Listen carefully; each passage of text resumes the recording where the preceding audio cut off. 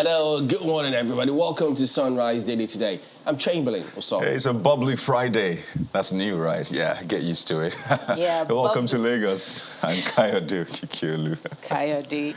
Yes, indeed. Bubbly and colorful. Good morning and welcome to Sunrise Daily on Channels Television. I am Bukola Samuel Wemimo. Well, we do know it's very interesting times. And it will be a lot more interesting as we move into the elections, given what is also playing out in the country at the moment. We know what's going on with the economy, with security, with elections, almost all dovetailing into, each other. But the press has a lot to do, a lot of role to play in all of this to bring a lot of information out there to the people. But there's always been this question about regulation and the functions of the press. But incidentally, you know what?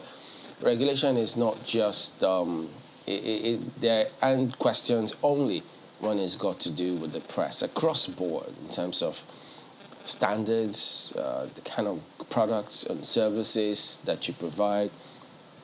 Regulation has a lot to play. Is it with supply of electricity? Regulation also has a lot of role to play because, some of the gray areas is customer service. How do people get service, or how is the relationship with the customer with the authority? So in this case, it's a similar principle. And incidentally, the governor of Lagos speaking pretty sternly, I might add, on regulating the press, or better still what? Yeah. Regulating the press. So he made that known to a lot of people, saying that he cautioned about stifling, gagging the press.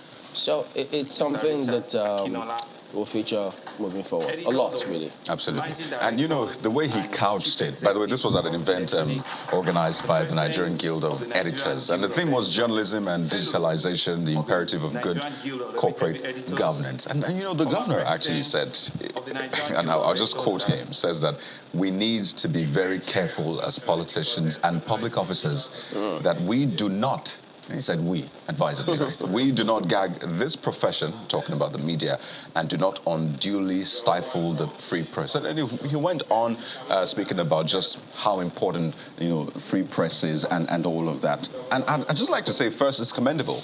That this is coming from the government, or at least a member of a government, a politician. Because usually when you hear do not stifle free press, it's either coming from civil society or the press itself, or, someone outside of government. So first, I need to commend that this is coming from within the government.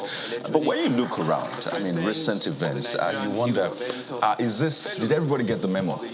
I'll just say that, did everybody get the memo? I doubt it very much. Just recently, we've come off the debate on whether or not the government should be judge and jury in its case, in doling out fines and all of this, reprimanding procedures. The jury is still out there. If we say that we need to have at least free press, then should the government be saying, you did this wrong, you did it wrong, and this is the punishment you get for it? Ideally, it should be an independent body that would look through all that, a professional body. We have this for the professions, other professions, so they should be the one at least giving out those sanctions. And that's one side of the debate. And I wonder if government is taking that on board. And if you've had to interface with perhaps some government officials, you've had to interface with party members, you've had to interface with the other people affiliated to them. There's some that are not officially in the group, but they are on social media and all of that, doing the bidding of either the government, the party, and all of that. You see just how the impression or their attitude towards the press is.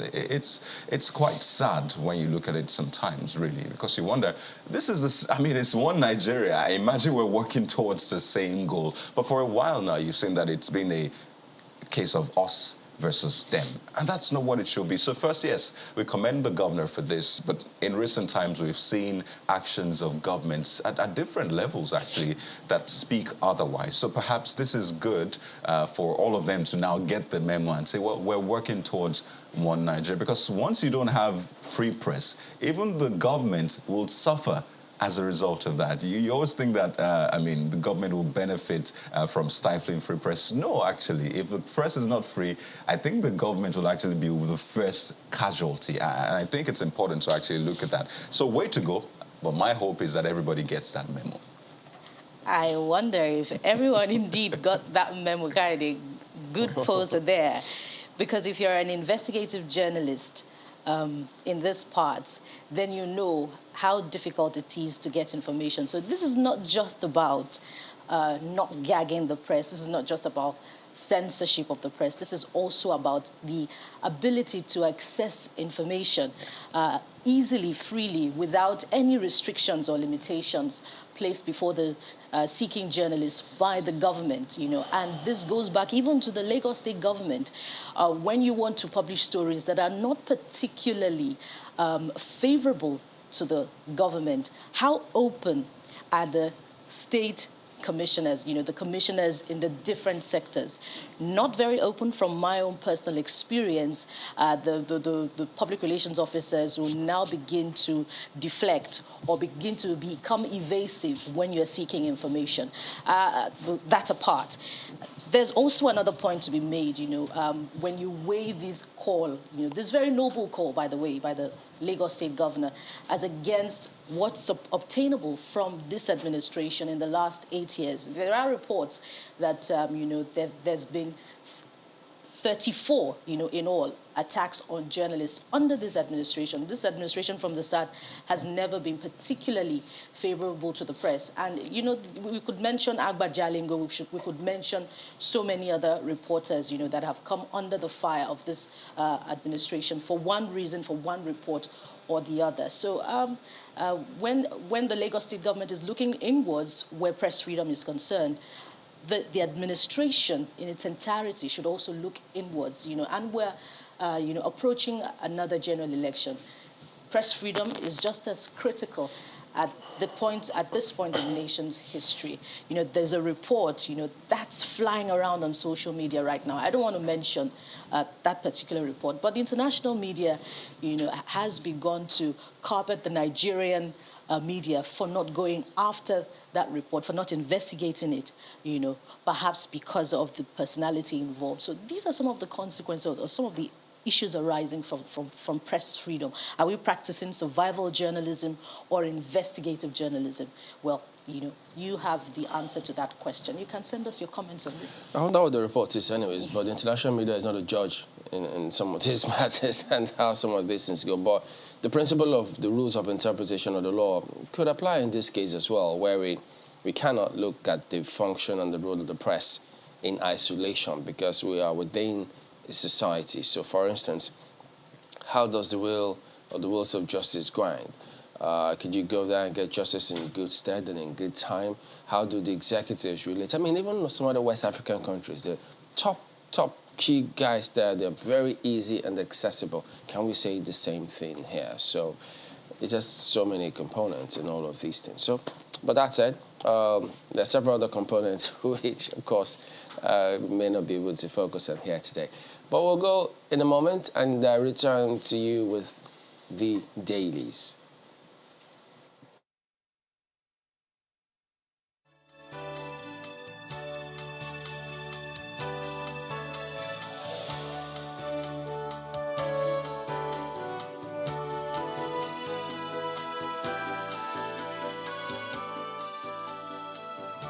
Welcome back. Let's start with Nigerian Tribune this morning. Atiku, Wike begin reconciliation talks. To set up committee to work out terms. Melaye Bola appointed as spokespersons for Atiku. APC unveils Lalong as presidential campaign DG. So quite a lot you've got there from the APC and the PDP about their politicking. And then, yeah. I mean, it's like a race now, okay? So no one must have just little advantage. So if you do this now, you see the other party does, just trying to counter the other. It looks like this is really something that will get to the wire. Don't forget the other parties as well. So very interesting times we're in with the politicking season. Absolutely. All right, that I guess we'll come back to this later. We'll take a look at Leadership Friday. That's what we have for you next, which also focuses on the season we're in. Amidst all of that, don't forget, we still have the real challenges. But take a look at this. 6 weeks after running mates discord in PDP, Atiku Wike finally meet to resolve lingering crisis. I kind of like the first line, 6 weeks after running mate discord in PDP. I like the fact that it was put in context, sort of. So when I say I like it, that's what I mean. Just so we're clear. Take a look at the riders. Set up harmonization committee. PDP NWC passes vote of confidence on IU. That's the National Working Committee. Ex-VP appoints Melaye Boala campaign spokespersons. Tinubu names Lalong DG Kayamo spokesman.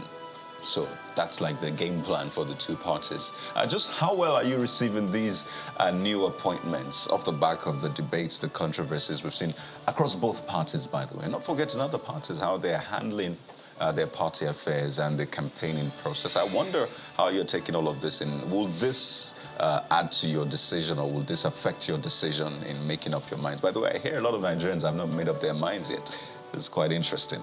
But take a look at more headlines. CSO's kicks CSO's kick as FG moves to revive defense company. So you wonder what that is about. More details on the inside pages. Page 7, in fact. A couple of stories. This one, Mabogunje Tafa Balogun died at 74. Just those stories coming in yesterday. Quite sad. And this one, some good news, I should say. Nigeria wins another 2 gold in discus powerlifting. That's Leadership Friday for you. And from Leadership, let's flip to the Vanguard newspapers this morning. And the big story is also about politics, but since we've already touched on that from other papers, let's take a look at the one just beneath the nameplate of the Vanguard newspapers. It says, State of the Nation, Nigeria in deeper hole than in 2015. Sanusi, well, that's stating the obvious. The question is, what are we going to do about it? You'll find that story on page 28 of the Vanguard newspapers. And let's go now above the nameplate for some stories that will also interest you. You find this one at the middle portion, attacks on schools, FG moles armed guards. That's on page 7. And, we've already touched on the sad demise of the former IGP. Well, let's quickly take a look at Mr. and Mrs. this morning. It's a Friday anyway. Pardon me, is it the armed guards in schools? That's I think it's been in the works for some time, really, especially because now schools are seen as soft targets. And you just wonder. So it raises more questions as to the structure of the policing in the country. So it looks as though they'd rather have other guards and not revisit the policing structure with the Nigerian police specifically, because this was the argument before the NSCDC came up. Now it's still the argument. Now they're talking about who knows how many more agencies. I just wonder what's going on. We're dodging the solutions that the law have proffered. It's obvious. It's right there. We're thinking, okay, you know what? Let's take this turn. Is it that the center just wants to keep that control? I mean, they keep talking about abuse at the center. What about everybody? They all abuse different things, which is not a justification. But the checks and balances, that's why you have, 200 million odd people to discuss this kind of matters? And I think it will be fair to have states that want state police to go ahead with it. At least it will be within your jurisdiction. It's a democracy, so if you feel they can afford it, go ahead. If you can't afford it, then they work out something, the alternative. But not to say that because one person can't afford it, you can't go ahead. And everybody is in the same We're headed basket. for the inevitable. Just yesterday in Benue State, we saw the launch of community guards. This is coming weeks after that of Zamfara State. Just days ago, maybe early last week, the Oba of Benin was calling for the incorporation, for lack of a better word to use now, of the forest guards into the Nigeria police, such that the Nigeria police force will have the forest guard wings, which, look, at this stage, everybody go and get your own guards. Because the way this thing is going. But who's listening? Chamberlain. Well, if you have to get your own guard, you don't need permission from anybody to get your own guard. As long as you can afford it. I didn't say armed guards. Guards. How sustainable? If you arm them with sticks, well, that's fine. Oh, really? They're armed with sticks. Okay, I see the sarcasm. It's actually really Yeah, bold. So, okay. because you won't take your children to that school, Chamberlain. Okay. It's a Friday, so I'll take Mr. and Mrs. for you this morning. Yeah. And Mrs. says to Mr., listen, I saw the questionnaire and your reply. It says, if your mom and your wife are kidnapped and the money you have can only free one of them, who will you free? And you wrote, the woman I love most. Who among the two? And Mr. replies, the one who loves me most. Yes, so you need to be wise in some of these affairs. But how did she get a hold of a questionnaire, though? There should be confidentiality. Really? Between husband and wife? The confidentiality comes for misters after, they become Mr. and Mrs. Not necessarily there it's at the beginning. That's one of the rules of, the whole questionnaire process. You know what? Smart one, Mr. Smart one by Mr. Absolutely. Well, what do you know? Well, take a look at The Guardian next. Atiku breaks the ice, meets Wike in Abuja, The Guardian reports. Both agree to set a panel of equal representatives to thrash out pending issues. Atiku appoints Melaye Boala as campaign spokespersons. Tinubu presents Lalong to Buhari as campaign DG, Keyamo as spokesman. Adamu, any member talking about Muslim ticket instead of campaigning is sabotaging APC. There you go. We control heartland of Southwest. Will win Lagos presidency, Ayu boasts.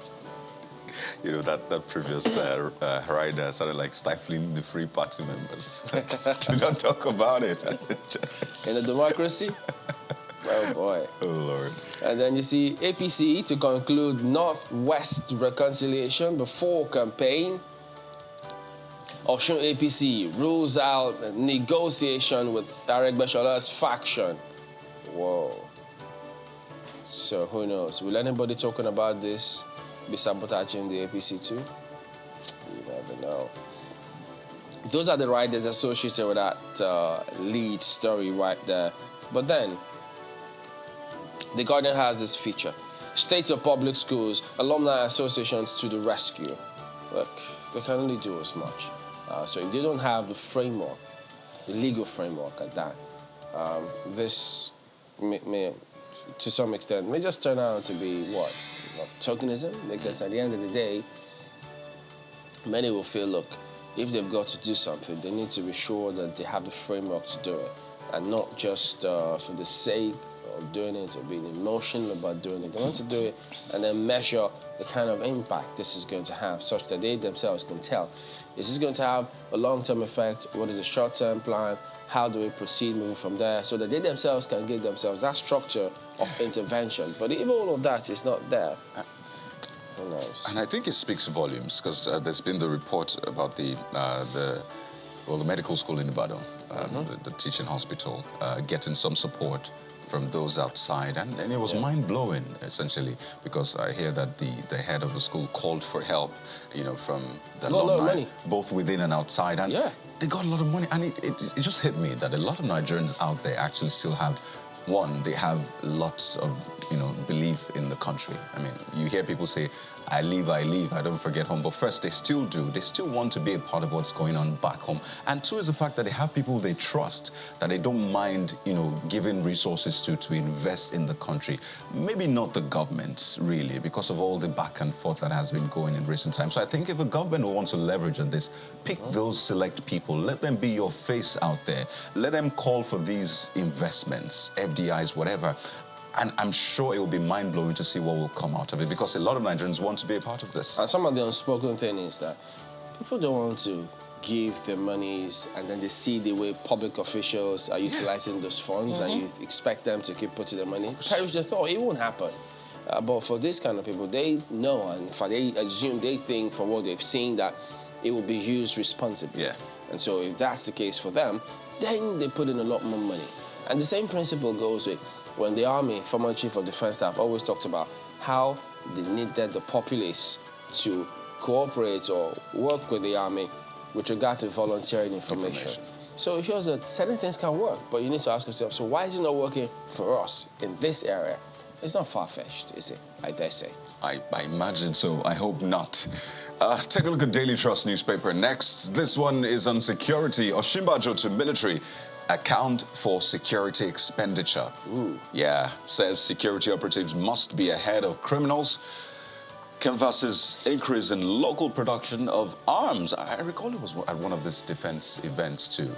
I think one of the top officers saying that it's always quite tricky going out there to get equipment and platform. In fact, he says that this has been what has slowed down the process, at least part of the factors that slowed it down. So maybe we need to start looking inwards, because it looks like some of these countries have placed an embargo on our nation. More riders, more, or rather non-transparent military spending can create war economy.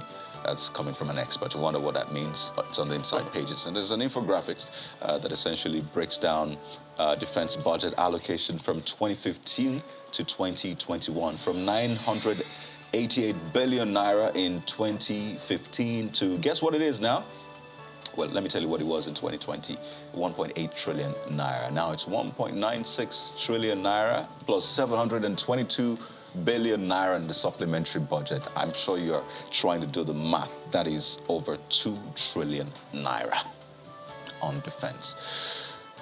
Well, take a look at this one under that. Speculators count losses as naira gains 70 naira to dollar in 3 days. Yeah. Oh, is it going to be sustainable? Are you rejoicing? What do you want me to do now? Whatever makes your ship float, right? So to those who thought it was going to be 1,000, ha! At least for now, it's not 1,000.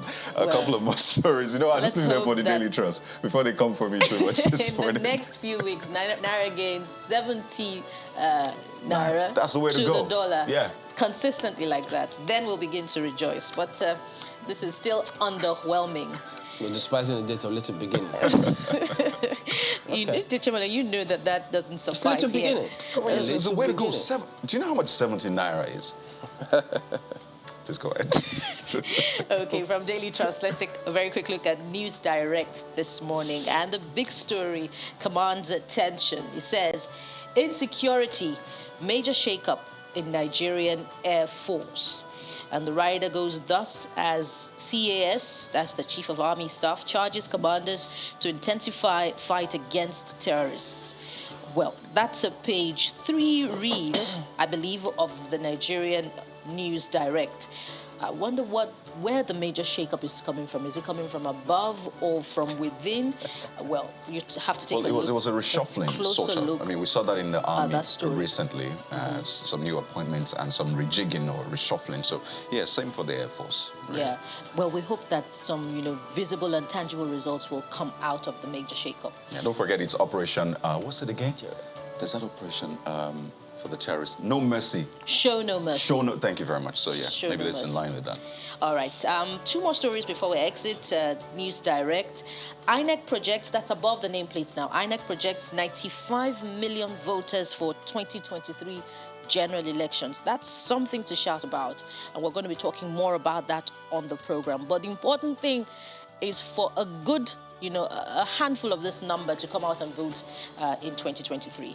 And lastly, just below the big story, you'll find Oshogubo election, PDP, APC battle over plans to challenge Adeleke's victory at tribunal. That's the Nigerian News Direct this morning. Well, take a look at this Nigeria this morning as the next one we've got for you here today. Alleged organ harvesting as the kicker, Ekwerimadu's trouble continues. To remain in custody till October 31. Main trial commences 2023. So a lot going on there. Of course, you all know the several questions concerning the diplomatic component of this, because he was traveling with diplomatic passport when that happened. And then the wife granted bail, he not granted bail. The lawyers didn't oppose that. Was there some sort of deal or arrangements? Now pre-trial is set, and he's going to be in custody up until October 31st. So it's just to say that every other Nigerian diplomat who may have one infraction or the other will go through the same fate. So it just may be, who knows if this is a sign of what to expect from wherever, diplomatically, moving forward. You never know. But that's this Nigeria today. It's trending. Drama in court as killer of Akwa Ibom job seeker attempt to escape from, or rather, after death sentence. It was quite a scene yesterday. Closure for the family too. Yeah. And for, I mean, those who had gone online to really call for justice. First to try to find her. Eventually she turned up dead, and it was just a very sad episode. So the call changed from finding her to finding justice, as it were. And interestingly, compared to several other cases, this appeared fast. Yeah. So who knows if we can see this replicated a lot across more the board. with cases in court. And so if that were to happen, you have at least the confidence inches further notch up. And if it means anything, you know, there's another story on the front pages of one of the newspapers this morning saying that, you know, providing assurance that the Kano State governor will sign the death warrant on the judgment from the killer of little Hanifa Abubakar. You know, so that's some closure, even though it's not enough compensation for the loss of the family of that little girl. Yeah. And we hope that the same, you know, manner of, justice dispensed in these cases will go for the cases of those who have been killed in ethno-religious, you know, events in the recent past. So kudos to the judiciary. Take a look at the Daily Times front page. The Daily Times newspaper is next. Oshimbajo to military others. We need to be steps ahead of terrorists and bandits. Yeah.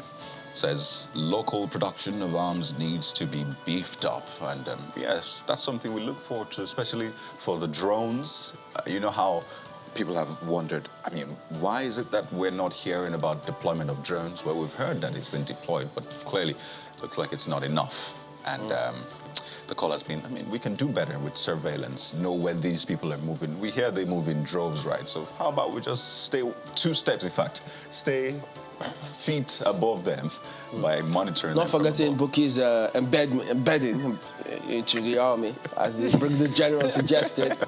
So hopefully she'll get the call soon. Oh, that's why Buki, I see you've been doing some exercise, getting ready for this. She's been preparing. Oh, so even she needs if, to be 2 steps ahead of the so call. even if that was going to happen at all, you think you guys would let me go alone? Well, but you're trying to be 3 steps ahead of the call. Exactly. The battle, So- I'll go to the battlefront alone. Don't forget, you're a very strong woman. It's very unlikely. No, it's not alone. You know, Chamberlain, It's you not alone. lead the way as usual. You're not going alone. Don't worry. It's embedding. Oh, So you dear. never can be alone. Okay.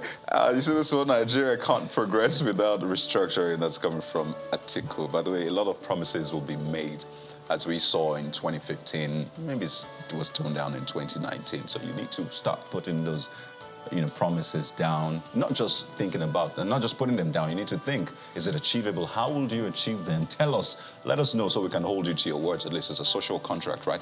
A couple of other stories on the front page, but let me just leave it there for the Daily Times newspaper. And do we have time for daily independent newspapers? Okay, we have some time for that. The big story is one that we've already taken a look at from other papers. It has to do with politics. Atiku Wike agreed to raise committee to clear grey areas. There's a story on the front page, but above the nameplate now that's disturbing. Soldiers beat policeman to death in Lagos. That's a sad one. And I hope that you know, justice comes for that. We don't know the circumstances, but you find that story on the Daily Independent newspapers this morning. And let's look at politics, some more politics on the front page. Let's go to the left-hand corner of the paper. Lalong heads APC Presidential Campaign Council as Tinubu meets Buhari. That's on page 6. And lastly, Ekiti Guba, court throws out suit challenging Oyebanji's victory at APC primary. Yeah, so that's a victory for the APC in Ekiti. Congratulations to the new incoming governor. There you go. That wraps it up. But look at some of the dailies here this morning. We will be back in a moment. Stay with us.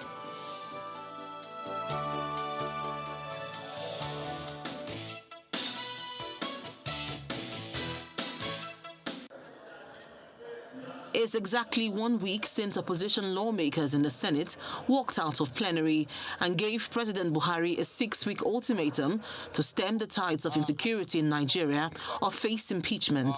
We will give the president an ultimatum. The ultimatum reverberated across the country and was echoed by opposition lawmakers in the House of Representatives.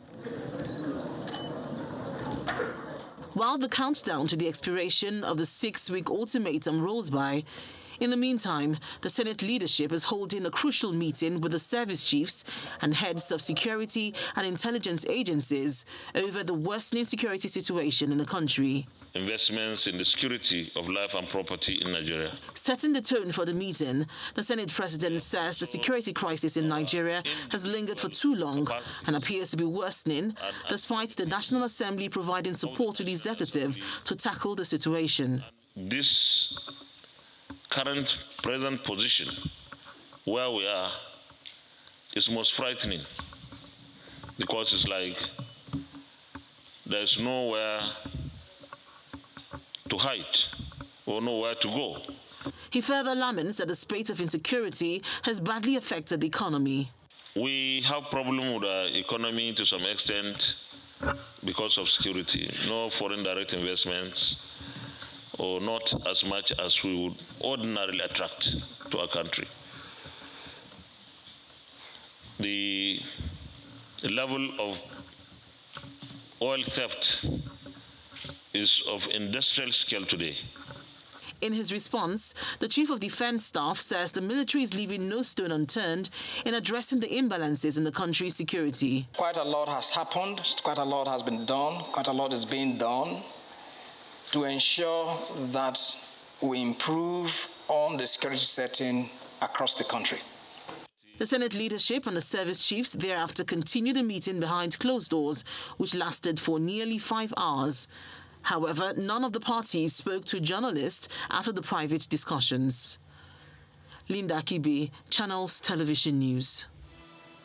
All right, welcome back. So, yes, we'll be discussing that and then the current situation in the country. So we'll go to a guest in Abuja. We'll start, let's introduce them. We've got Sani Umar, is the former spokesperson for the PDP Presidential Campaign Council. And then you got Mr. Ben Woye, he's a former chairman of APC Enugu State and former secretary, APC Chairman Forum. And then we also have Honorable Jeff Ojenka, who is a former member of the House of Reps and the Labour Party candidate for Olu-Osu-Oru East Federal Constituency in Imo State. Gentlemen, good morning, and thank you for joining us today. Well, good morning, Chamberlain. Yeah, good morning, Chamberlain. Yeah, we know you all would have heard several times how the electorate blames you politicians for putting us where we are today in the country. I didn't call anybody's name, just said you politicians. But you also have your individual challenges within your party. So let's start from there first to get your impression of that before we move on to some other matters. Dr. Woye, today it's reported that the chairman of your party says any member of the party who is talking about the Muslim ticket is sabotaging the APC. And many thought, wait a minute, doesn't that fly in the face of reason? Why would your party members not discuss this kind of matter? Because it's something that's right there in front of them. Are they supposed to play the ostrich on this matter? What does it exactly mean by that? I think we have gone beyond that. We have really gone beyond the issue of Muslim ticket. The Nigerian people are ready to hear what the ticket of Asuwaju Ahmed Tinubu and Kashim Shettima would do. We are waiting for the campaign to start. The policy are being put together. The campaign team is being organized. We're waiting for them to hear what we do come 2023. So if a party member, a party chieftain, leaves the issue and they are dwelling, and we have people going on a political tour entertainment and making unguarded statements, in 2011, under the ACN, Nuhu Ribadu, the candidate he appointed, was a Muslim, and Nuhu Ribadu was a Muslim. No noise was made about it. But because we have this formidable candidate, because it is clear that APC will win with this candidate, with Shetima, with Senator Shetima on the ballot with Tinubu. So they don't have anything to say. Those who don't want it, some of them are those who had taught some of the party members who are engaged in this entertainment political tour, moving from one corner to the other, making statements. Thought they would be appointed, or rather nominated, to serve as a vice presidential candidate. And when they didn't, then they become aggressive towards the party. And this is what the national chairman is saying, is that a party man has to be a party man. The issue confronting Nigeria today is not an issue of religious or faith.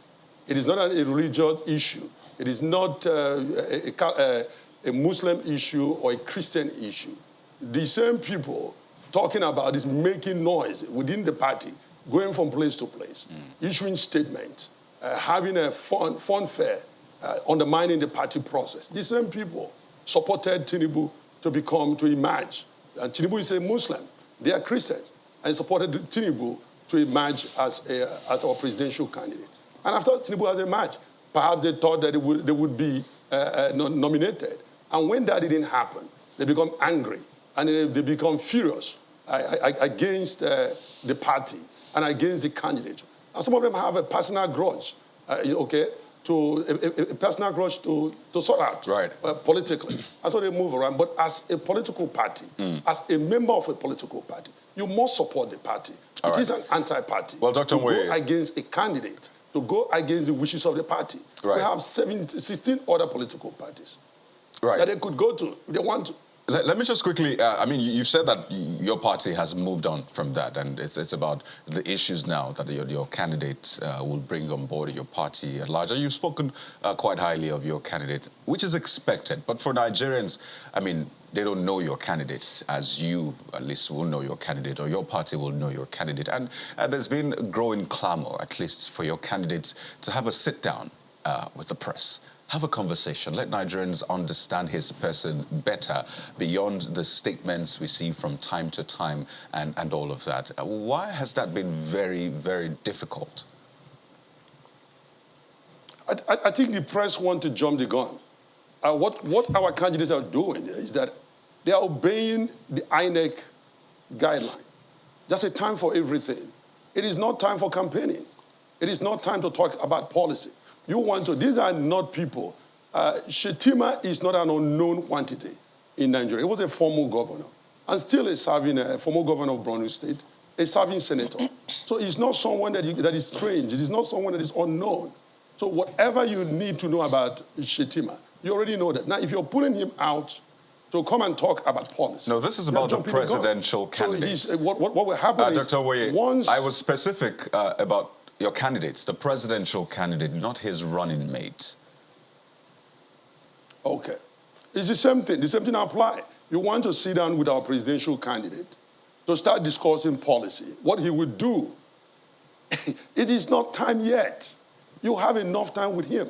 We have a time and a moment when the INEC say the campaign can start, the campaign can go on. He will sit down with you.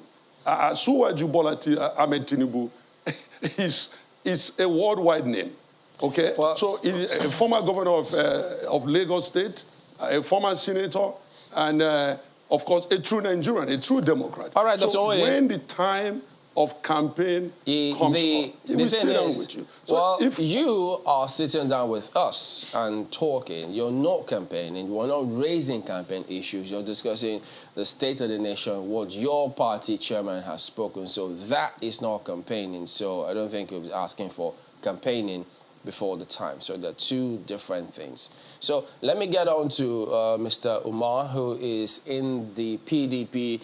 Your party's specific challenges got to do with, or the current scenario right now, it's about reconciliation. I mean, Atiku meeting up with Wike and many looking to see how all of this will progress. So at the moment, isn't this hanging as what?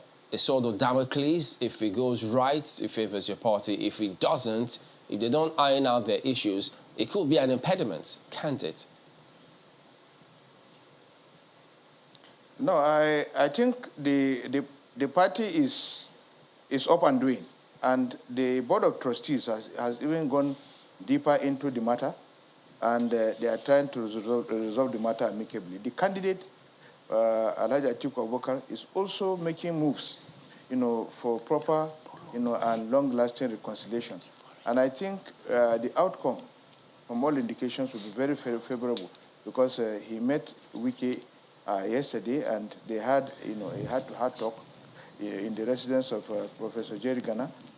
And the discussions, from what has filtered to us, is very positive, and they are making some headways. So I believe that once they conclude their discussions, the party will now be on a clean slate, and we will now start, the quest for our movement to the Villa in 2023, because we are very confident that our candidate is the best of all the candidates that are contesting in Nigeria.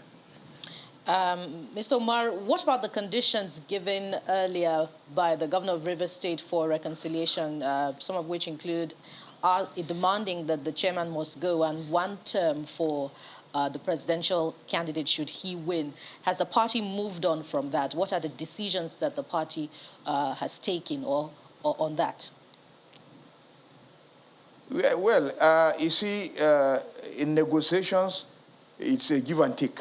There are certain things that are practicable and possible, and there are those things that are not possible. For instance, of the 3 demands made by the Wike group, I think 2 are realistic and very realizable at the moment. But the resignation of the national chairman is not very realistic at this moment, because at the time we are facing the electorate, and we are just coming out from the removal of another chairman of the party, and the matter is still in court. And now, can we now bog ourselves with so many legal issues over resignation, removal, this, or are we going to the election with an acting national chairman, or are we going to go and, conduct a convention to elect a new national chairman? The times are too close for us, and this is an election. It will portray our party as a party that is not serious. So our job now is for us to be able to tackle those things that can be done quickly, and then those ones that cannot be done, we address them at the appropriate time after the elections. Now, for instance, if Atiku wins, the Wike is making demands that he should agree that he is going to serve for only 1 term. And I think Atiku has addressed that, even in his declaration speech. He said that he is running a transition government. And a transition government, as we know, even in South Africa, when Mandela said he was running a transition government, has also been rechristened the Mandela option, which is 1 term. So I don't think there is anything new on that. And the third request he has made is that all appointments will be done, with them. Of course, he's a high-ranking member of the party. He's a very senior member of the party. He's a very influential and very important stakeholder of the party. There is no way any of those appointments can be done if we win the election that will not be done with him and his group. So that is taken. These 2 are taken.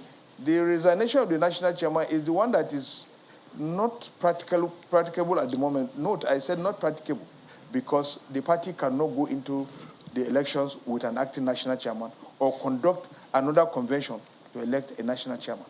All right, Honorable Ojinika, now we've seen the Labour Party announce spokespersons for the presidential candidate.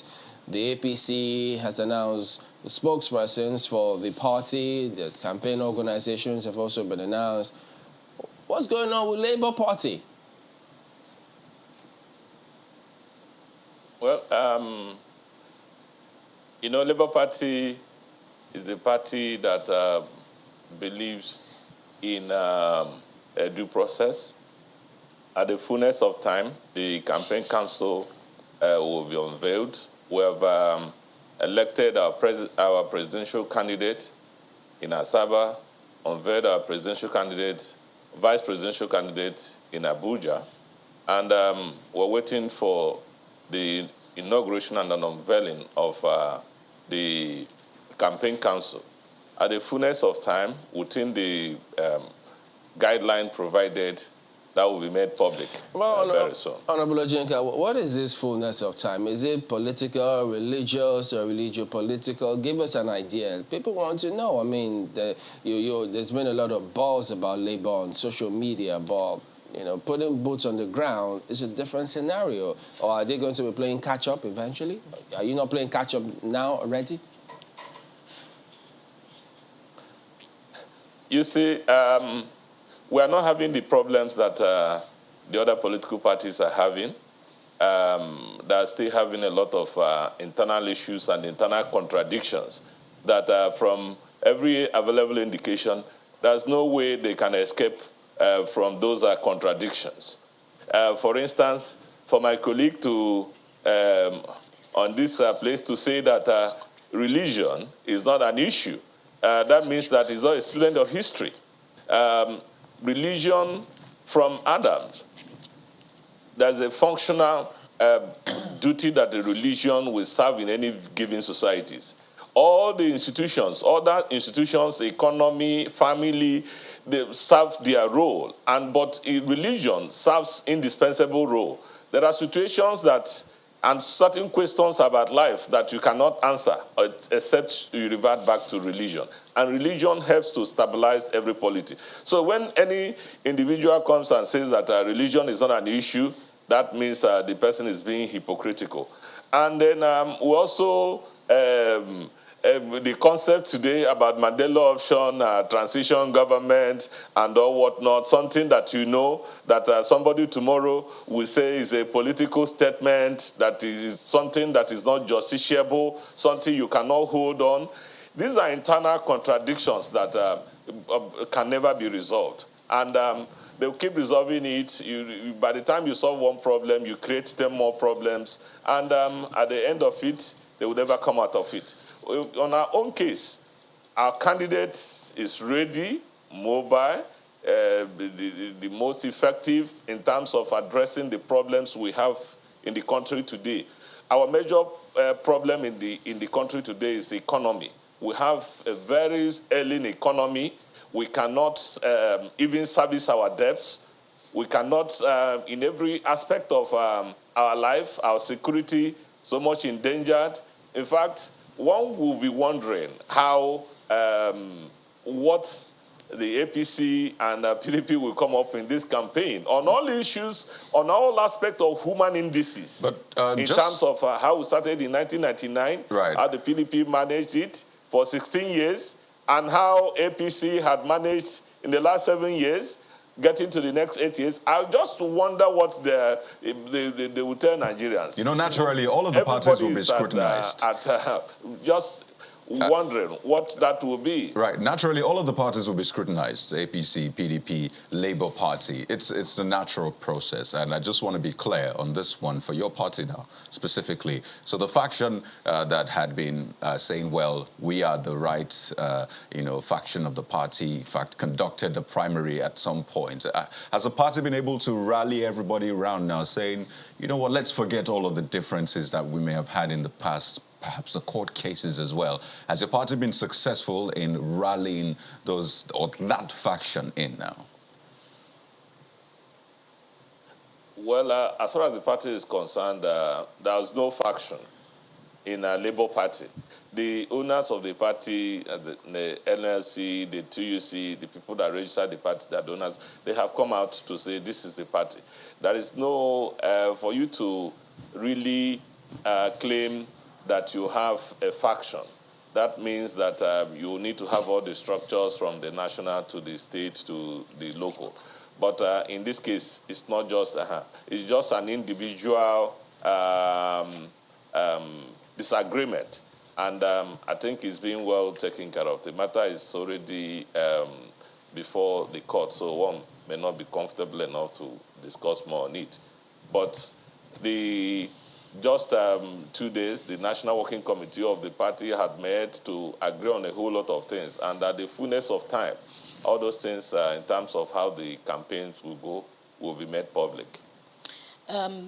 Sir, for those who are reacting to the growing movement, of the presidential candidate of your party, also worry, and you talk about contradiction, they worry about what a Peter Obi presidency would look like. That's if he won in the first place. If you have an assembly, National Assembly, populated by members of the other political parties, what kind of, how would that government survive? You see, definitely the party will win a lot of seats in the National Assembly, enough to see to good governance of the state.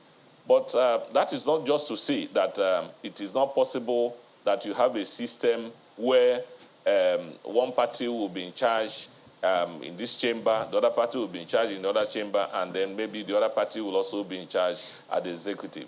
Such arrangements are possible in a political arrangement. And the only thing that you need under such a circumstance is to have transparent, a leader that is transparent, that everything is put on the table. And once there is a rule of law, that there is a division of labor, all tiers of the government have their duties and roles, and they are allowed to play it. It is unlike in this situation now, where the president would like to determine who becomes the Senate president, who becomes the speaker, and even to the point of appointing a committee chairman and all the rest of them. Those things are not here where you were supposed to have pure separation of powers. All right, and gentlemen. Once you have pure separation of powers and you are ready to do your job, okay, those fears are.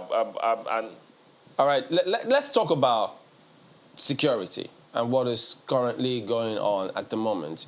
All of you, your parties, individuals as well, you've been in different positions wherein you could have done a thing or two to improve the security situation in the country. For instance, where they say we need to reorganize the policing or security architecture in the country, you lot have been in different positions where your suggestions, or you could have done something about it, but at the moment, we've not revisited the structure of policing in this country, which many keep clamoring for.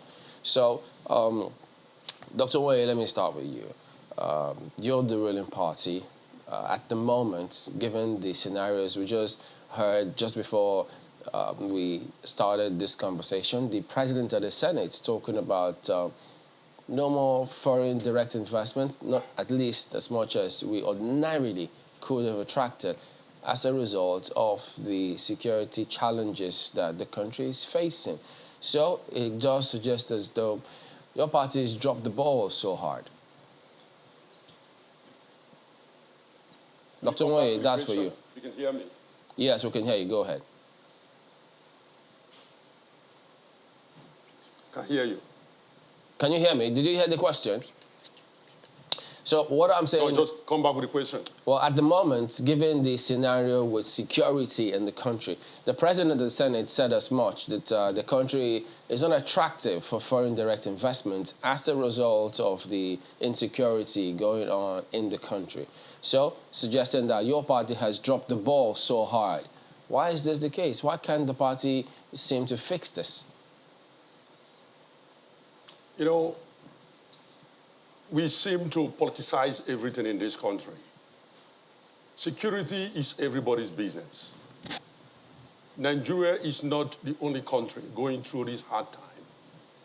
We are criminally minded people, terrorists, those who want to do harm to other human beings, attack.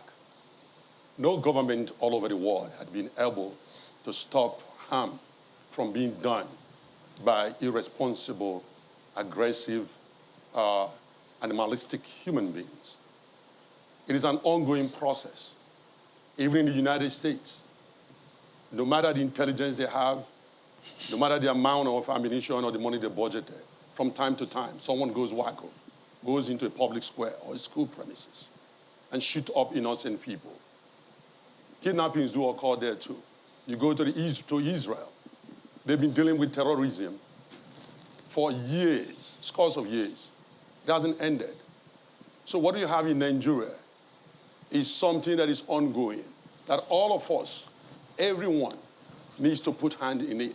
We shouldn't talk about winning election on the blood of innocent citizens or campaigning on the basis of people who have been kidnapped, or talk about villages that have been ravaged by criminals. We as Nigerians need to start talking about security as everybody's business, and not to use it to score political points, and not to use it to differentiate that this party can do this or that party can do that. It is not a one-party thing. Yes, APC is in charge, but even the senators who walked out and who threatened the impeachment, they have oversight function. They see things we don't see. I don't have the classified information that, let's say, the chairman of the committee that deals with the defense of this country has. The men and women who are on the front line, and they die every day for the survival of this nation, when we politicize their life, when we come here and we leave the issue and we talk about this, Dr. Oye, you know, there are several... undermining them. Dr. Oye, there's several responses to almost every point that you make just now, but when you say politicizing security, in the first instance, I referenced the president of the Senate who was a member of your party. He was addressing the service chiefs, and he made a statement of fact that Nigeria is no longer attracting as much foreign direct investment as we would have because of insecurity. How is that politicizing it? No, he has a responsibility to call on the security chief and to ask them to do something. What is politicizing it is for any of the political parties, either the Labour Party or the PDP, to come out, the candidates to come out and say they will do better because they are well positioned. I saw the interview of the Labour Party candidate, presidential candidate, where he said he will not say what he will do, but he has traveled around and he has an answer to it. And wait until when he gets elected, then he will tell the Nigerian people what he will do. If he knows what he will do to secure this country now, it is everybody's business. He shouldn't wait till 2023 when he was elected as the president before he will now save people's life. He's traveled around the world, yes. He said he has all it takes, yes. Why don't you give out what it takes to stop it? So if we sit back and they said, and then the senators were elected to represent their constituency. All right, we'll get. And they say, we are giving Mr. President 3 weeks. We'll get response to stop all this, or he's out. You've mentioned those two political parties, so we'll get their response. But remember, I did ask you, why is it that your party has not been able to address this? That's the question, but you've not directly responded to it. But you talk about politicizing this matter. But we'll get the response, not forgetting what your party did before you came into power, concerning this security as well. But we'll talk about that in just a moment. Don't go away.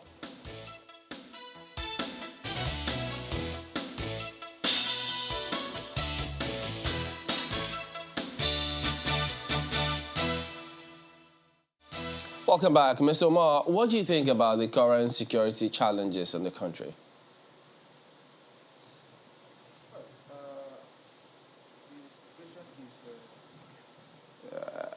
I like the words to actually describe it, but it is not palatable at all.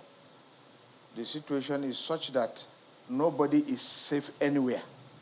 I am from Kaduna State, and I normally travel on the road. I have to time my journey from Kaduna to Abuja. Otherwise, I might be, attacked by terrorists or bandits on the road. So it is, it's irredeemable that everywhere you go, it's just like MTN. Everywhere you go, it's insecurity. There is no hiding place.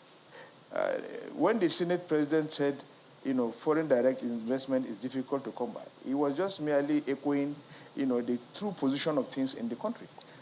Just recently, the governor of Kaduna State El-Rufai has even given further details on the level of the insecurity in Kaduna State. He had an interview with some journalists, and in there he mentioned some of the projects that are ongoing in Kagarko local government, which is stalled due to insecurity, and some other projects. In fact, the only project he said that is going on now by foreign investors is in Kubau local government, because that area is a little bit safe. But in all other areas, investors are not even willing to come into Kaduna State to invest their hand-earned money. So it leads to losses in jobs. It leads to so many social vices, and as such, government, I believe, is incapable of addressing this issue. We are not trying to politicize insecurity. After all, when Boko Haram started, the APC government, before they came into power, had already started politicizing it and saying Jonathan is incapable of solving the insecurity situation and so forth and so on. Now that it is their turn, it is not a sweet story to tell that insecurity is rampant. It is everywhere. It is not even domiciled in either 2 or 3 states. It is everywhere now. And don't forget that the terrorists even change tactics. They are now combining with bandits. We have herdsmen, which we didn't have before. Militants have been tamed by the PDP. So the general insecurity now is such that, there are economic crises, there are, job losses, there are so many issues that are causing this very dangerous cankerworm. And I think the Senate President is correct. And of course, members of the National Assembly have risen to the occasion to say, okay, it is now time. You either address this thing or you give way for somebody who can address this matter. And I believe that from what Senator Bulkachua has said on another platform, media platform, he said very small, negligible number of senators were against the impeachment process on President Muhammad Buhari over this insecurity saga. So I'm very confident that the senators will do their job, and restore Nigeria to order, because the level of insecurity is such that people even prefer to see armed robbers than for them to be kidnapped.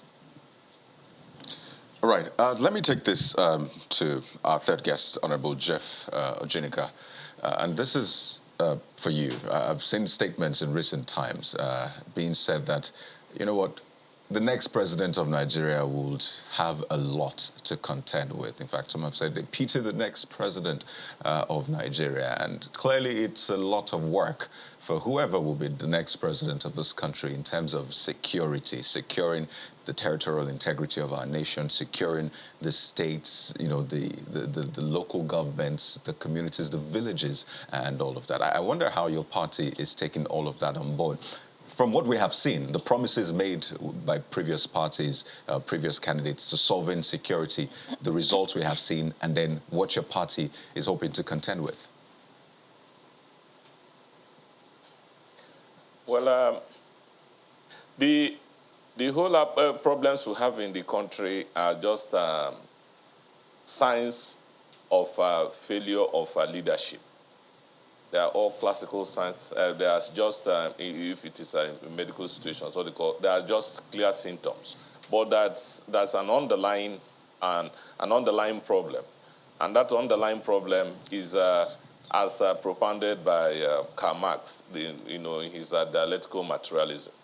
The economy, once the economy is very poor, every other thing can never be in place. The economy is a substructure that controls other superstructures.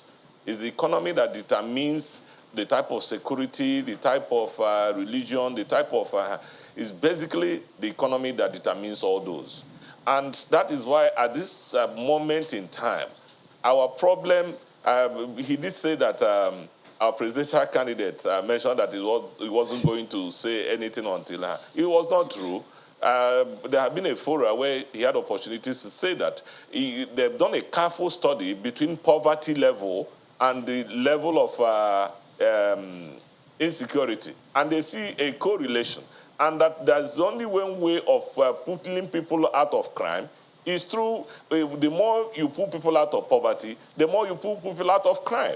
So our Labour Party has done careful studies in terms of all this correlation, and I sincerely believe that with a presidential candidate who knows everything about the economy, who knows how to address issues of economy, that once the economic problem of this country is addressed, every other thing will fall in line. The issue of this insecurity, once you have a president today who is ready to reduce cost of governance, who will be in position, the kind of life that our present day leaders live does not in any way spare confidence in terms of anybody having any moral justification to tell any of these bandits or anything not to do a situation where governors will be wearing wristwatches. All the governors in this country today fly jets here and there. The life that our public officers live, including those of them in the National Assembly, does not in any way reflect our state of economy. It does not in any way reflect that this is a country where the average person cannot feed on a daily basis. It does not in any way reflect our day-to-day life. So that's why there's a new consciousness, and call that consciousness the obedient people in this country have decided that this election is not going to be as the elections of the past, that they have identified a man in whom Nigerians will trust, that he will come and reduce cost of governance, bring prudence, accountability, and everything to bear in governance, and a lot of investors will have confidence. I can tell you, with the kind of how will you tell a bandit in the who is getting 100 million to live from there when you hear that the accountant general has also in office has embezzled over 100 and something billion? Is there any difference between the two? And from the APC came, they made promises on 3 cardinal issues. One is security, one is corruption, one is on the economy. On all these indices, on all these issues, have we done better? We have fared abysmally low in all this. The only thing is that we have leaders who don't have conscience. If we have leaders that have conscience, nobody as of now will be giving somebody 6 weeks to face impeachment and all whatnot. Don't we see what happened in the UK? The Prime Minister had to resign. Even in the churches now, the former Pope, people had to come and say, please, my state of health can no longer allow me to continue. The Pope resigned. Indeed, people Mr. are expecting Ojinika, that there should be mass resignations from offices in terms of people who are in offices and who cannot perform. We have stark realities. Let them save Nigerians the agony. Just as you've described them. And indeed, Nigerians hope, that's the hope that if your party wins, it will be able to address these many concerns. And you took the words right out of my mouth when you talked about the tripod promises that the APC made when it came to power. And that's what I'm bringing to Dr. Onwoye. You didn't quite answer my colleague's question, Chamberlain, which is, why the government has been unable to rein in on the growing insecurity situation in the country. Let me now come to the economy, which is one of the promises made by your party at the beginning of just before it came to power. But what we have now, begs the question. Inflation is double digits, all-time high at 18%. Food inflation is also a double digit at this time.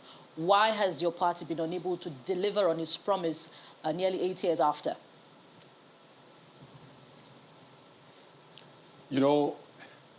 I did answer the question from Chamberlain. I did answer the security question. I told him that security is everybody's business. That's my answer, and I stand by it. And I can tell you what, you talk about the economy, you are removing what this government had to confront. This government met a country that was ruined by PDP. 16 years of PDP destroyed this country. And they started walking it upward, struggling, made sure that we had more reserves, had things done proper, had a lot of infrastructural development, had a social investment program. These things were not done before. For the first time, put together numbers that show how many youths that were unemployed, and they were able to put all those things together. You had an economy that was moving forward until you had the COVID-19. You had the COVID-19, where the entire world economy was shut down, and nobody wants to look at it. The world economy is in recession. Nigeria became one of the first countries to recover and pull itself out from the recession. People talk about the falling dollar and all that. Every currency is falling, not just dollar. Not just naira against the dollar, except the Russian ruble. You see the war going on right now, the Ukraine-Russian war. You see what is happening with the grain. So when you put all those things together, Nigeria, under President Muhammadu Buhari, under the leadership of the APC, is still top. We are still maintaining #1 economy in the continental Africa. We're still top, okay? We are still ranked number 37 in the world. So when you put all these things together, we are still progressing. We have more infrastructure development than at any other time, modern time, okay? So, but when you pick and choose what to look at, and you forgot what we confront. Last time I was here, I saw a PDP former spokesperson now talked about comparing COVID-19 with Ebola. This is a pandemic that never happened before. This government was able to handle it, rescued it, did better than majority of the world. And we're talking about a country of over 200 million people. And we were able to put things together that had this country, had the economy going. So it is not peculiar to Nigeria. It is a meltdown of world economy. So if we begin to make it an APC project that they fail to deliver, then you must bring the other things that were not there when those promises were made. And you must look back and see the progress that were being put together, have been made before COVID-19. This is not Ebola that they compared with. This is COVID-19 that shut down the world economy. All right, Dr. Oye, with the Russian war, you know, that it has appears as though movement of goods. So it appears as though with all of this, you're just asking Nigerians to just accept what they're currently going through now, live with it, and move on with it. Is that what you're saying? No, they should be patient. Patient. They should be patient. How many years? They should be patient and how look long at more? because you know 7 you have years to look at down the progress. line. You have less than a year to go. We should still be patient until the tenure is over. They should be patient and look at where we're going. Where are you going? And look at what is going on in the world. So it is not just Nigeria. Even Ghana economy, even the Ghanaian economy is down. Look at all the other neighboring nations. We are better off. Okay, we are better off. So it is not a Nigerian problem. It is a universal we have problem. other members there with you, so let me just get, because you accused the PDP of some of these challenges while you had a representative there. So, Mr. Ma, he says your party largely responsible for where we are today. Well, let me start by debunking that Karl Marx preponderance by my colleague here, who said, something about Karl Marx. This is the same Karl Marx that talked about religion being the opium of the masses. Now, there is no correlation whatsoever between the insecurity in Nigeria to the economy. And I make this bold statement saying that when Boko Haram started as a religious organization, and they were after converting people by every means necessary. They were not collecting ransoms. They were even on a suicide mission. For the first time, some elements go all out, to commit suicide for the purpose of religion, believing in what they were doing. So there was no financial issues involved at that point in time. However, maybe subsequently, the financial angle came into being. Talking about the militants, even the militancy in the South-South at that time was not because the militants were out to make money. It was because of the environmental degradation that was affecting their communities, and they felt there was the need for them to take certain actions. So even the kidnap that was started at that time, it was not a kidnap for ransom. It was a kidnap for their communities to be developed. And it later spiraled into kidnap for ransom. So I do not believe that, I believe that the Labour Party is deficient in understanding the fact that there is a difference between a vision and a strategy. And the vision of a political party on how they intend to solve security issues should be made known to Nigerians. The strategy should be left to them. They will now develop the strategy on what they intend to do based on their vision for Nigeria.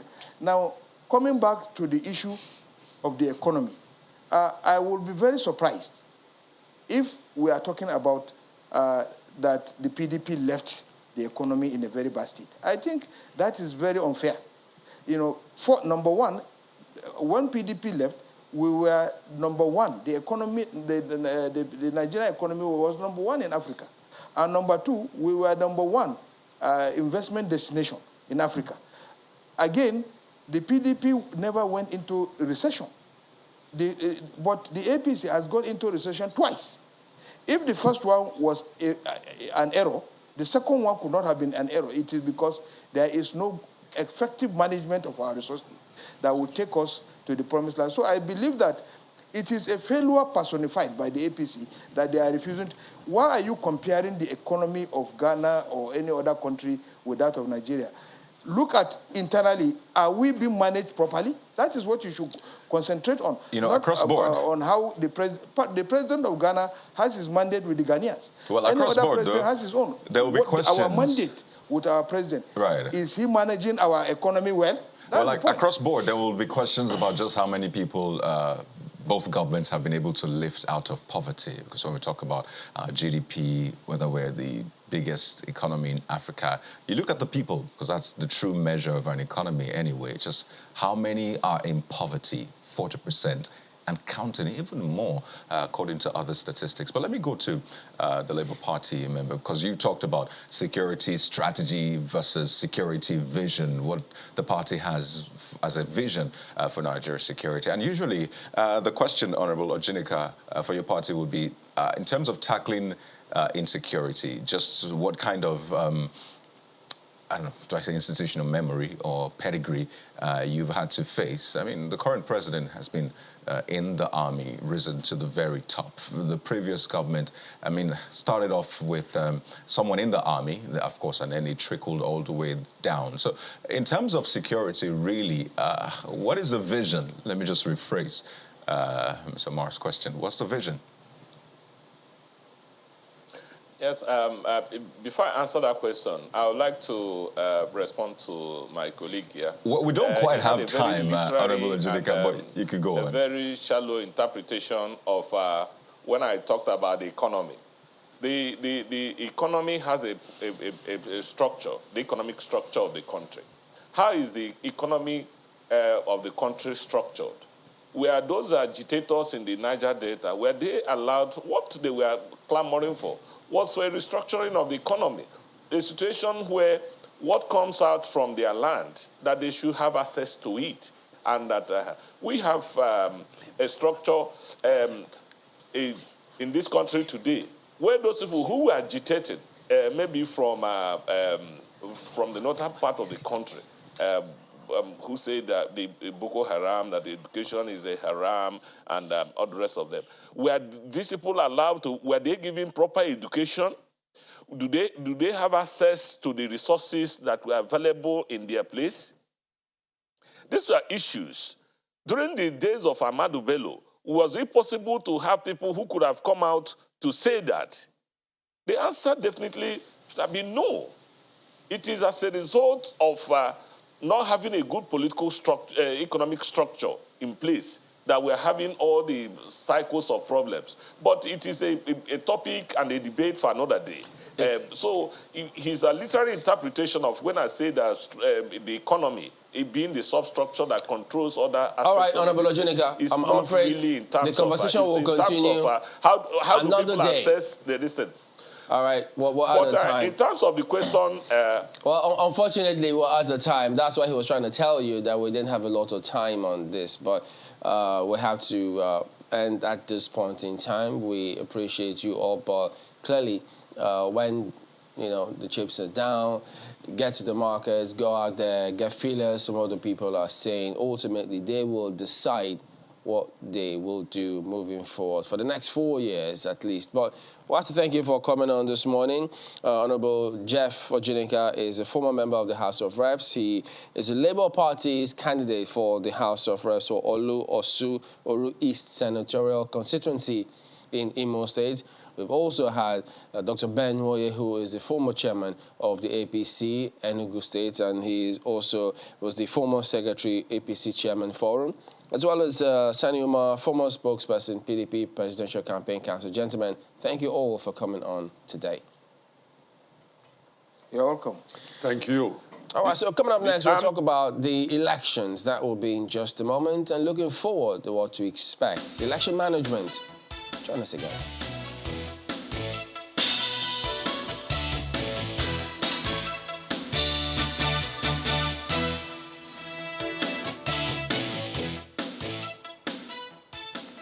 Welcome back. Yes, as you've seen there, Mr. Mike Igini, the resident electoral commissioner for Akwa Ibom State, joins us next. Good morning, and thank you for joining us today from our studios in Benin. Well, election management is always a key component in terms of whether or not, or to what degree, the votes of the people will count.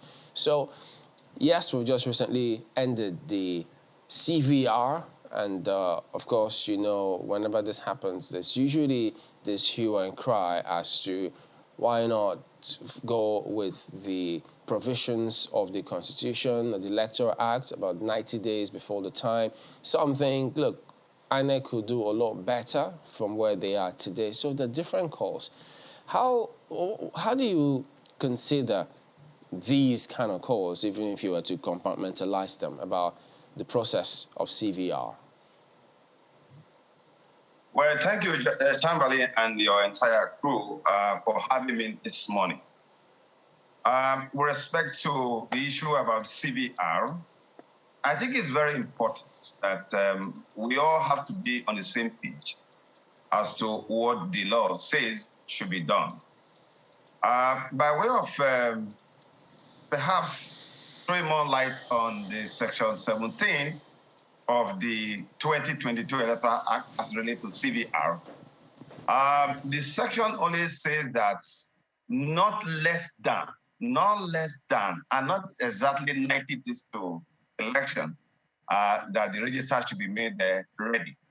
I think what people need to understand, and we need to make this very clear to Nigerian people, is that first, when the Act says the register to be made available, which are going to be available to political parties not less than 90 days, not less than, and not exactly 90 days. It could mean it could be before the 90 days. So, but the point is this: for the register to be ready for elections, it has to go through different processes. In fact, the assumption under Section 719 is that everything that the commission needs to do will have to be in place before that 90 days. And what are the things expected to be done? Now that we have officially suspended the CVR process, we have to consolidate, aggregate the data, consolidate, then thereafter run what we call the AFIS, the biometric accreditation system, to weed out all multiple registrants. Thereafter, the Section 19 also says that we must do 1 week display of the voters' register for the commission to accept claims, objections as it relates to either omitted names or names of individuals that ought not to be on that register as identified by people in the area. And how do you do that? You have to produce the preliminary register of voters for this purpose, which means we are going to produce millions of these will be voters, and a page will be about 10. And that will be pasted in the entire wards and the local government of the Federal Republic of Nigeria. It's a huge work to be done. When that shall have been completed, in fact, that takes another 14 days. People should go and read the act. You read another 14 days to do all of that. When all of that shall have been completed, the commission will have to produce the register in 3 sets for the purpose of the election. Now, after doing that, don't forget that the PVC that have been produced now, or rather, those who are registered now, the PVC will have to be produced. After production, they have to be taken to the various states of the federation for distribution to people. So there's a whole lot to be done. I think that where we are at this point in time is that we are, look at the projection, we're looking over 90 million right now. That the problem we are having, if it's a problem at all, it's not about whether we don't have enough people that will participate in this election. In fact, it's interesting. We are so excited at the level of enthusiasm, the interest shown by Nigeria, which means that the 2023 election is going to be, in terms of participation, it will be a class of its own. Because from what we are saying, it looks like something close to the June 12th election, where everybody was just up and trying to be involved. So really, where we are now, it's not much of a problem. After all, in 2019, we had 84,004,084. Then look at the total voters turnout. But this time around, we are so excited because what gives spice and piquancy to the practice of democracy is mass participation. So really, with respect to CVR, I think that what we should be concerned with are what do we do next as we move towards the election with respect to issue about candidates and all of that. Because basically what we are doing now,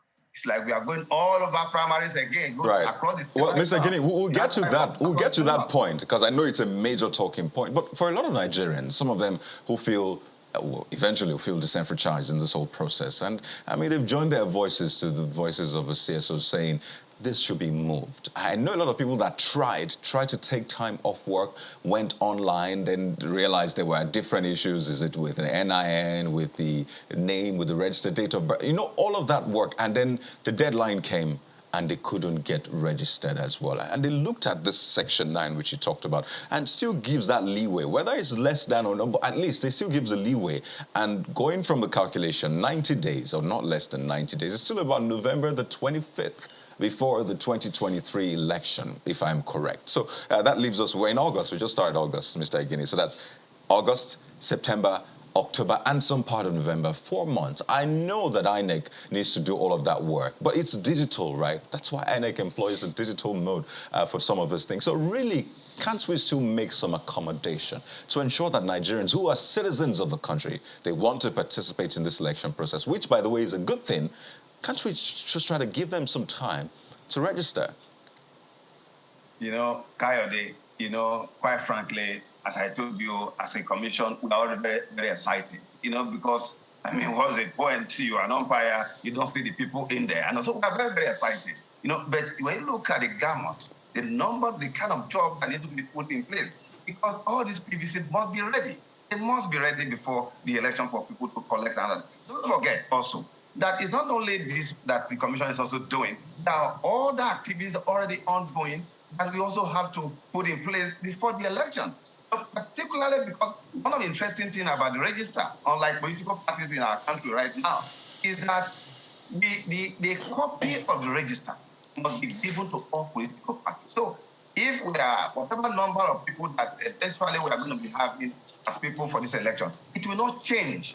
It will not change, on that election. So really, I also call for understanding, that in any case, it's the commission that will make that decision. But quite frankly, if you get the background, the gamut of activities, to get this register ready, I think that we all need to understand ourselves in this respect so that we can get the PVC produced. Don't forget that there's the window for First 7 days, then another 14 days again, which is compulsory, under the law, 2022 Electoral Act, which you must comply with for objections, claims, and all of that. It's a massive work. I think that we need what we call a joint understanding of where we are to appreciate where we are going. So that, because I also forget that even if you say 90 days, we also know that there are Nigerians, even after that, you have to go by 90 days.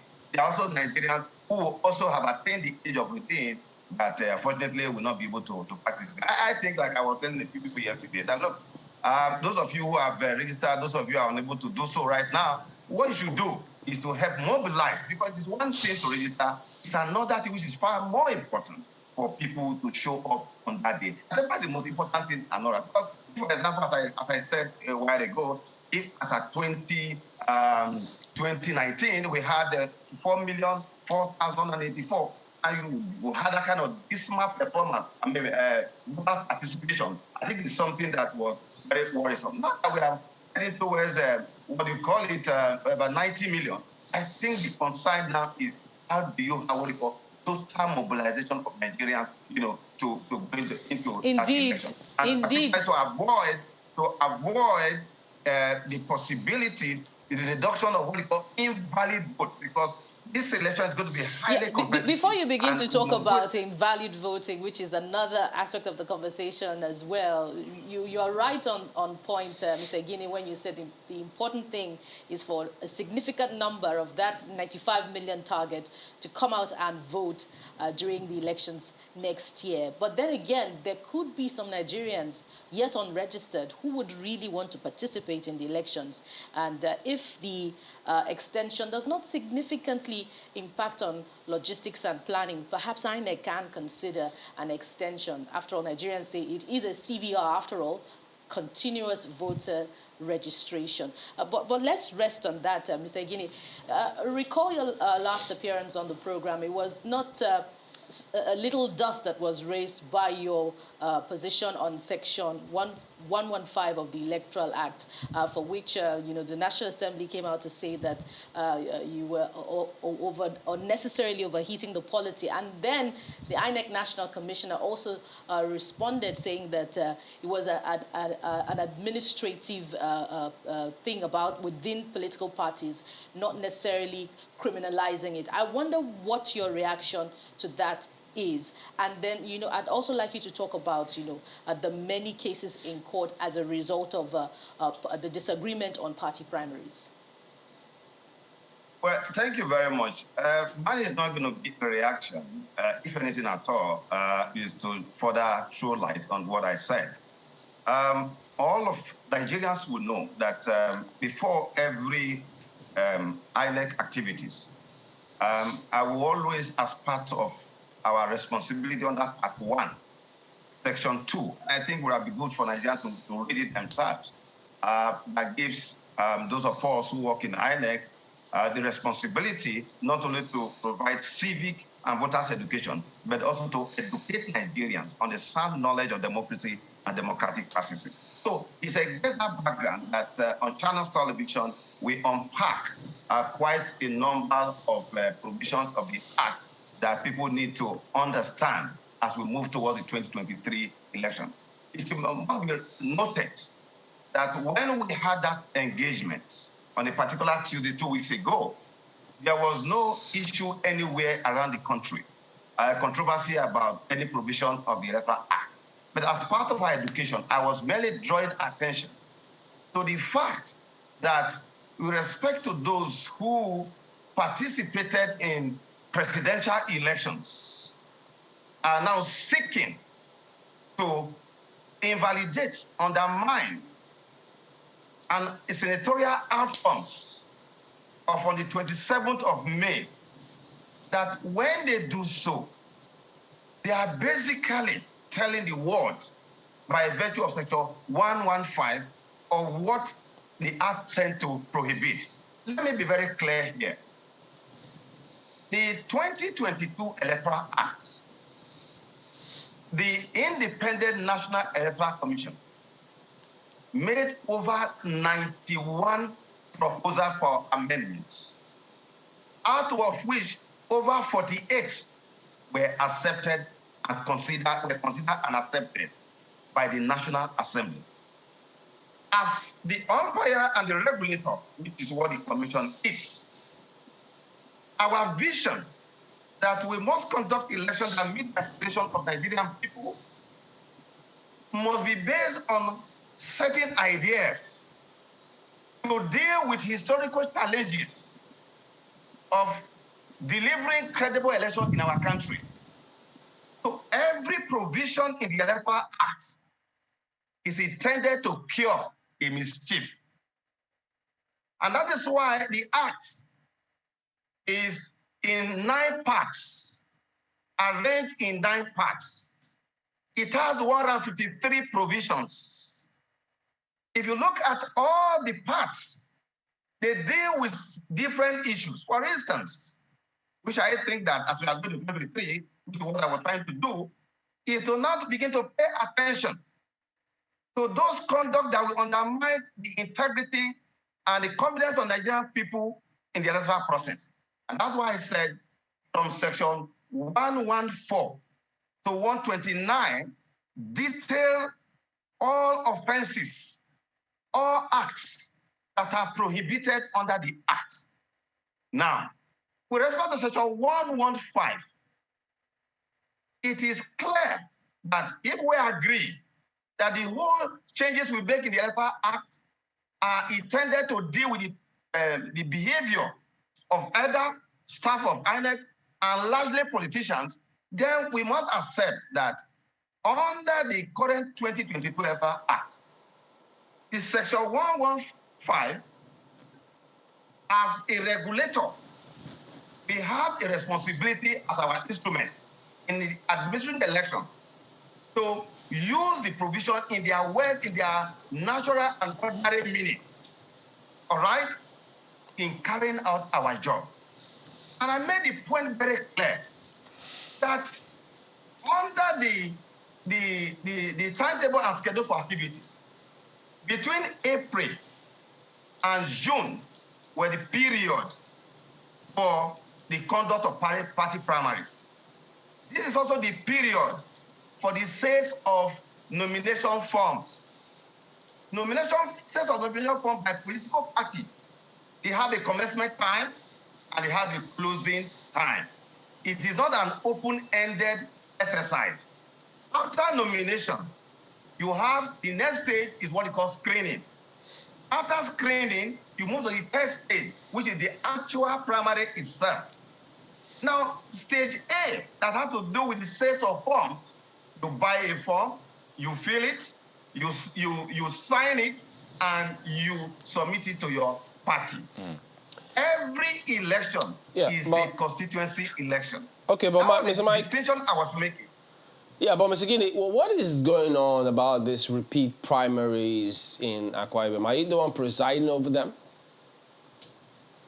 Well, under Section 31 and Section 34 of the 2022 Electoral Act, on account of voluntary withdrawal or death, the Commission are required to, political parties are expected to conduct primary for replacement. And it should be noted that what is now going on, perhaps after 2023 election, we may have to have a look at Section 31. Because what we are seeing now, it appears to be something that looks like an abuse. Because we are basically like doing what we have done before all over again. As I speak to you today, as I yesterday, today, all throughout the week, what is now happening is that we are having massive number of letters requesting that they want to conduct new primary, which means that the first one they did, basically they actually were not interested, were not even serious. So what is the loophole with this Section 31? What is going on? What is the loophole? Now, what is now happening is that some political parties, they sent letters to our office to the effect that there are people that will withdraw, and they will send the letter to us in due course. That is not the intendment of Section 31. Then two, it meant that unserious people were kept, which is what we call the placeholder of a thing now, which of course is not in our the Constitution of the Electoral Act. There's a practice in the US, as I've said before. So what they are basically doing now is to do all of that again. Today, the primary is going on. Yesterday, they were primary. Throughout this week, last week, this is what is going on right now. So what is not happening is that in future, I want to keep my proposal for now, but in future, we have to look at that section. Whether the one of death, there are some people now who are in hiding because of sudden death. So, only two conditions. So, Mr. Igini, and voluntary withdrawal. Mr. Igini, it's a good thing you're a lawyer, and it is said that what the law doesn't frown at, it doesn't condemn, something to that effect. So, would it be important at this point to take a second look at the Electoral Act to criminalize, so to speak, the placeholder concept, such that political parties are unable to present it, and then the electoral process can be fast-tracked instead of these delays that we're witnessing? No. You see, Section 31 and 34 is allowed. I'm saying it's allowed. But what we are seeing clearly now was that as at the time of the actual primaries, most of the people that they presented were not actually what they actually had in mind. They just presented those words as what becomes a facade. And that proposal with respect to how we are still implementing the 2020 Act, it will be too early now, for us to begin to make proposals with respect to that. And I am saying that if, as at those period, all these people that you are now changing are basically all over again, it means that there's something going on, which we are seeing already. Because right now, we are repeating all that we have been doing before. That is the point I'm trying to make. But to close in on the point of Section 115, the fact that a court of law in Nigeria made a pronouncement on that, it does not lie in the mouth of anybody. We lawyers, we can look at the provision of law from different point of view. A citizen's understanding of law should not be seen as a crime. A citizen reading what the parliament had made to the public cannot be a crime. That is the point I am making. And that there's a time for the sales of form, and there's a time for the closure of sales of form. You do screening, you do another. Well, so specifically now, all of those claims, Pardon me, specifically, which of the courts of law do you refer to? Which of the judgments, so we know, and of course, can now interpret? The woman here, yes, in the Federal High Court in Umahia. That's what I'm referring to. What was that? What was the judgment? What was the pronouncement of the court regarding that specifically?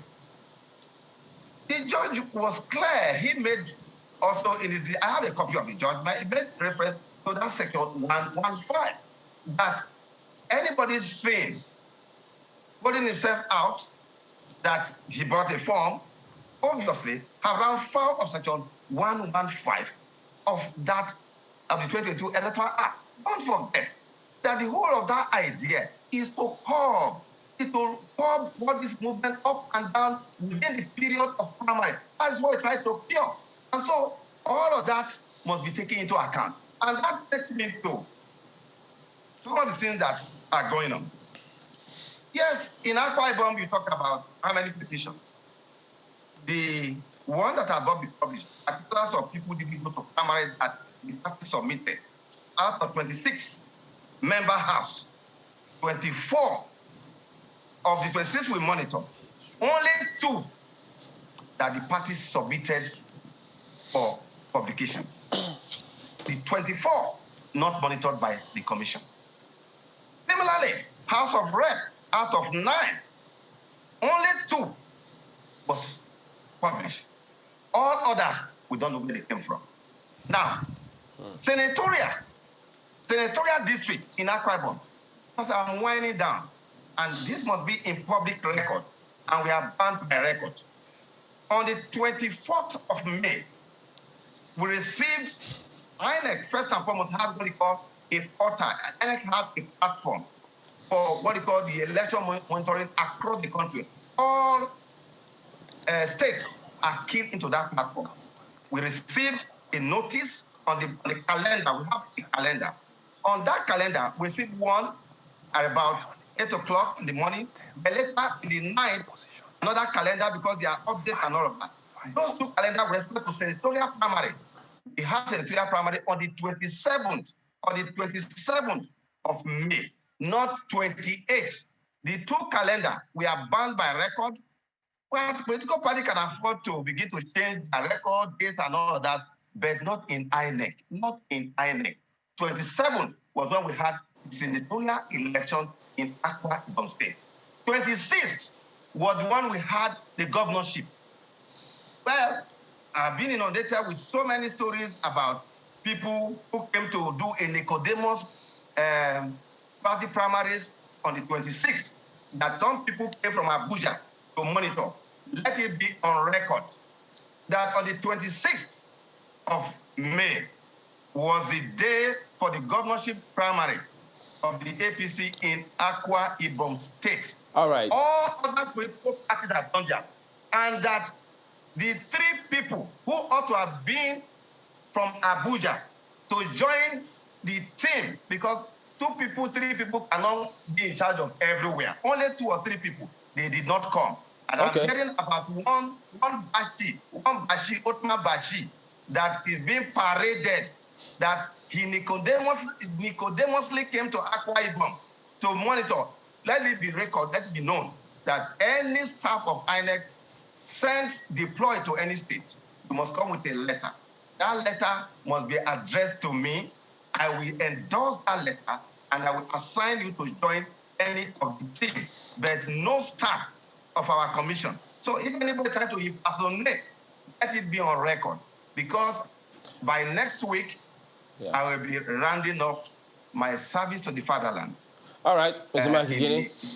And so that record will be clear that in Akwa Ibom, Akanudofia, that they are parading to be an outcome of 26th primary never happened, never monitored. All right, anything could also be described as a Nicodemus activities unknown to the commission.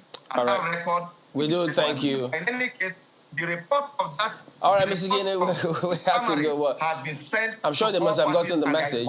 Already. So the commission has put out their position from Akwa Ibom State. We do thank you very much indeed for your time today. Mr. Mike Guinea is the resident electoral commissioner for Akwa Ibom State. All right, so and by the way, good to know that Nigeria, we seem to be, well, notch up in the Commonwealth Games. We were 10th, now we're 8th. How many medals now, though? Well, we've got, I'm calling it the medals hall, and we're still growing. So we have 5 gold. Right? Wow. Yeah, it's not a joke, right? Not bad, 5 gold medals, 3 silver, and 5 bronze medals. So we're 8th, as you said. We were 10th. And I recall I prophesied that we're moving up, you know. So there's a little beginning. Absolutely. Don't despise those You know, things. miracles can still happen. Yeah. Well, but before there's a miracle before amid the present happens, circumstances. you need to train very hard if you're going for sports or games, because those other people don't depend just on miracles. You have to train and work real hard to get your results. But we've got some messages coming through from you, some feedback. So let's go ahead and take a look at some of them. We'll take a look at this one. First mail is from Don Nicholas Oyedikachi, and it's on the election, right? The new Electoral Act of 2022 has given Nigerians hope that their vote will count in 2023. It led to the increase in the CVR that was just concluded. INEC should do the needful by producing all the PVCs, and Nigerians should also ensure they collect their PVCs as soon as they're ready. 2023 will not be business as usual, as it will determine the direction which Nigeria will head to post-2023. And Pastor Law Alpha Cross says, this country has never been divided along ethnic, political, and religious considerations as it is now. Nigeria needs a stabilizer, the tribalized patriot par excellence, to drive the much-needed transformation towards unity of purpose. I believe we can't say that enough. When I heard the stabilizer part, forgive me, I remember the appliances. You know, you have fluctuations. Dr. Uwabi says, solution to insecurity in Nigeria should start by identifying and aggregating all the power coalitions within and outside the country. Then commence reconciliation and peace building. Well, this final message is from Oshinowa Kingsley. It's a tweet saying our politicians are 6 1/2 dozen. The only thing that unites them is our treasury, while the only thing that separates them is conflict of personal interests. The major actors of all political parties are at one point or the other close allies. So, you know what? That's what you have from us. He knows what he's talking about. We've seen them, and we'll yet see more of it as we progress. Well, that's been the program. While you see these things, don't forget to speak up. Let's raise the issues and ensure that we stay on the issues for a better nation. It's a bubbly Friday, right? So we wish you a very good weekend. I'm Kayode Okikulu. I can't resist it. 6 and half a dozen is a difficult one to choose between that. But make a wise decision and start thinking about it now. Thank you for watching. I am Bukola Samuel Wemimo. I'm Chamberlain, so have a very lovely weekend.